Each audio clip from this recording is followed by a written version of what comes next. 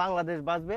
যে বাংলাদেশ বাঁচার যে উনি প্রতিশ্রুতি দিয়েছেন, এই প্রতিশ্রুতির মূল যে কেন্দ্রবিন্দু আছে আমাদের এই কৃষক গরিব মানুষের যে ফসল, এই যে ফসলগুলো দেখতেছেন মাঝখানে কিন্তু কতটুকু ফিজাটি কোনো রকম বাসা আছে।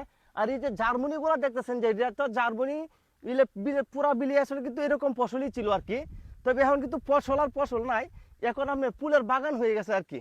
যে বাগান হিসেবে কিন্তু এই সোনার ফসল, এই যে আমি যেখানে দাঁড়িয়ে আছি, এই যে যা কিছু দেখতেছেন এই পুরা জায়গার মধ্যে কিন্তু এই সোনার ফসল নিজ দিক দিয়ে আছে।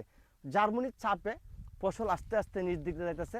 আর কৃষকের মাথায় কিন্তু আসলে হাত পড়ে যাচ্ছে, কারণ সবাই কিন্তু এই অঞ্চলের মানুষ যারা আছে বেশিরভাগ কৃষিকাজে কাজ করে, অত্যন্ত নিচু শ্রেণীর মানুষ, গরিব মানুষ। আমরা যারা কাজ করি 2-10 কাটা 5 কাটা 15 কাটা, কেউ আদিবাগি করে কাজ কাম করে আর অন্যের বাড়িতে কাজ করে নিজের জমিটা একটু কুড়াক সন্তানাদির জন্য যাতে একটু ব্যবস্থা করতে রিজিকের বিলটা আপনি একটু পরিদর্শন করেন। যারা উপরস্তরের কর্মকর্তা আছে বারবার আসতেছে, ওনারা যদি বলেও থাকে আসলে কিন্তু সঠিক বলে নাই। এখন আমরা আপনার কিন্তু ভিডিওটা তুলে ধরার জন্য চেষ্টা করছি।